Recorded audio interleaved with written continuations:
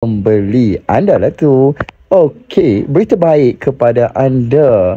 Kerajaan menyuntik dana untuk skim SJKP. Anda boleh mengambil skim SJKP dan boleh buat full loan untuk rumah ini. Bayangkan anggaran bulanan lebih kurang 2,000 sehingga 2,200. Anda dapat miliki rumah seperti ini. Teres 2 tingkat, 4 bilik dan 4 bilik air. Di atas 3 bilik, di bawah ada 1 bilik. Dan ruangan dia sangatlah luas dan boleh ada buat 2 dapur.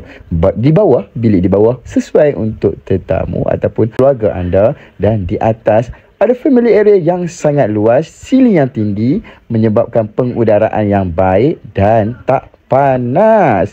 Inilah ruang dia. Jom kita tengok bahagian seterusnya. Ini